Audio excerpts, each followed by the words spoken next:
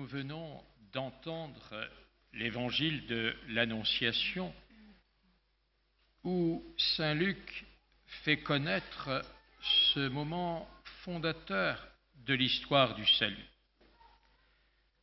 C'est un passage essentiel des évangiles, une annonce absolument unique faite de la part de Dieu par l'ange à Marie, une jeune fille, une vierge, à Nazareth, une bourgade obscure de Galilée. Et cette annonce est au centre de l'histoire du monde. Ce n'est pas une petite anecdote pour quelques croyants en recherche de spiritualité. C'est l'histoire du monde qui s'accomplit. À telle enseigne que notre civilisation parle encore des années avant Jésus-Christ et des années où nous sommes. Pour un temps, c'est encore un moyen de parler de notre histoire. Cette annonce au centre de l'histoire du monde est une nouveauté inouïe. La Vierge va concevoir et enfanter Dieu qui se fait homme. Les prophètes l'ont annoncé, comme le prophète Isaïe. Voici que la Vierge concevra et elle enfantera. On donnera le nom de Jésus, ce qui veut dire le Seigneur sauve. Ainsi se réalise l'accomplissement de la promesse de Dieu à son peuple. Quand à Noël nous chantons « Il est né le divin enfant », nous rappelons que depuis plus de 4000 ans, nous le promettaient les prophètes. L'ange précise à Marie sa mission. Celui qui va prendre chair en elle est le Messie, le Sauveur attendu, et il est de la maison de David. Il est l'héritier de cette lignée.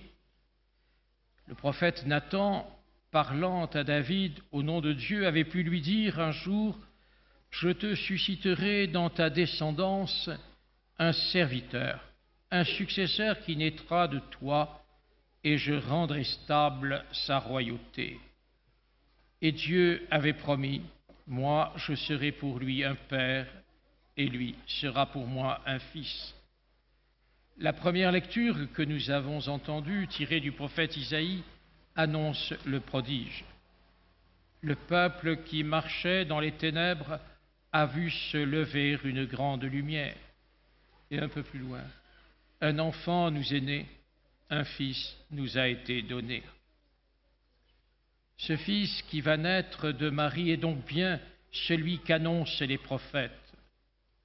Mais l'ange va plus loin. Cet enfant vient de la puissance de Dieu, de l'Esprit Saint. Et nous retrouvons cela dans la prophétie d'Isaïe. Par cette origine, il sera saint et fils de Dieu, non pas par une sorte d'analogie, mais pleinement, totalement. En lui se réalise totalement la venue de Dieu dans l'humanité. Ce n'est pas pour rire que Dieu s'est fait homme. Il est réellement devenu pleinement homme. Et c'est pourquoi Jésus redira et fera dire à ses disciples « Le royaume de Dieu est arrivé jusqu'à vous. » C'est à ce moment que Marie devient cause du salut du monde. Tout dépend de la réponse qu'elle va donner. Son acceptation est capitale et sa réponse permet que Dieu soit accueilli.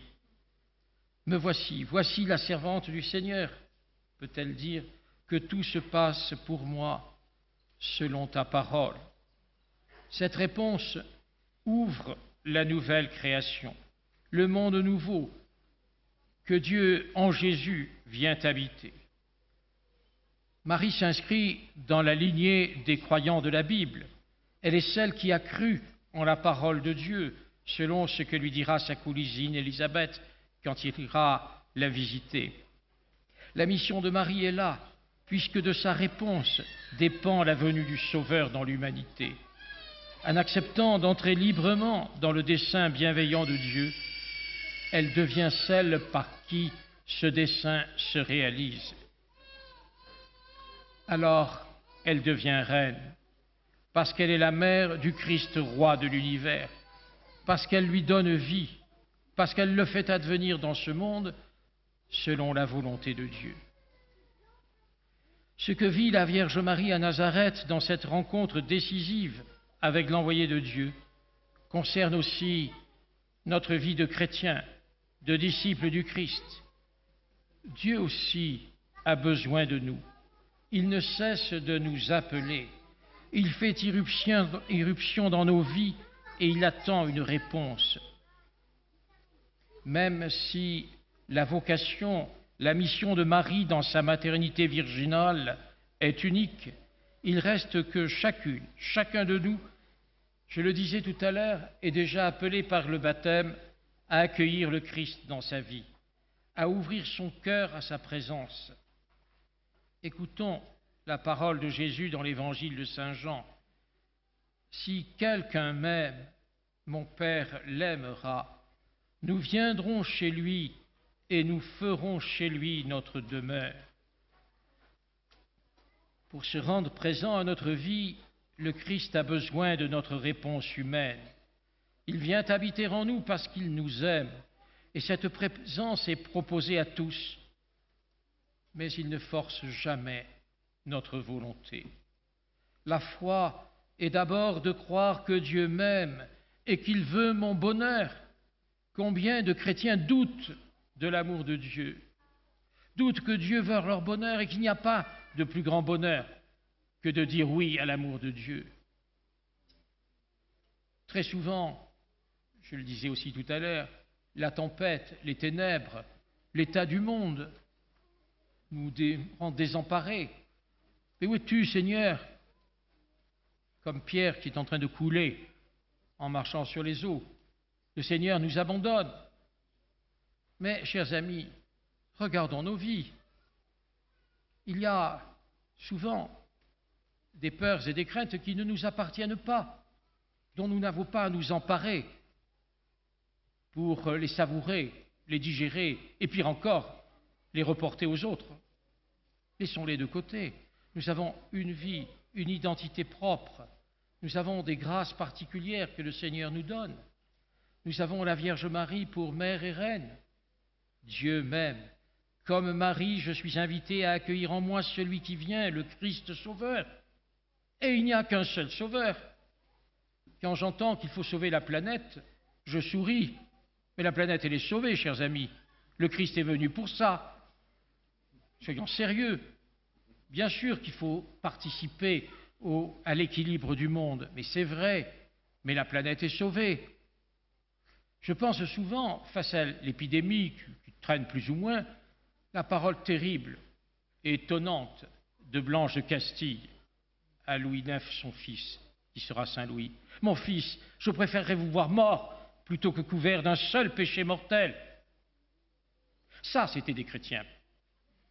Et Saint Louis, le futur Saint Louis, disant au sire de Joinville, qui fut celui qui raconta sa vie, « Eh bien, Joinville, préféreriez-vous avoir la peste ou être en état de péché mortel ?»« Oh, sire, plutôt 1000 fois le péché mortel que la peste !» Et Saint Louis lui disait, « Mais vous perdez votre âme, mon ami, changez de vie. » Ce discours aujourd'hui serait condamné. Et pourtant, il est le vrai discours chrétien. Aussi, nous avons besoin d'apprendre à dire oui, de méditer sa parole, de découvrir ce qu'il nous demande, de comprendre que sa demande est une demande d'amour et un chemin de joie et de bonheur durable pour nous. Voilà le chemin qu'ouvre la Vierge Marie. À la manière de la Vierge Marie, nous pouvons vivre la réciprocité de Dieu en nous, nous en Dieu, selon ce que dit Jésus à ses apôtres, « Demeurez en moi comme moi en vous ». Telle est la vocation de tout baptisé, être habité par l'Esprit Saint, être porteur de la divine présence. Cette vocation est royale, puisque par notre baptême, nous sommes devenus prêtres, prophètes et rois.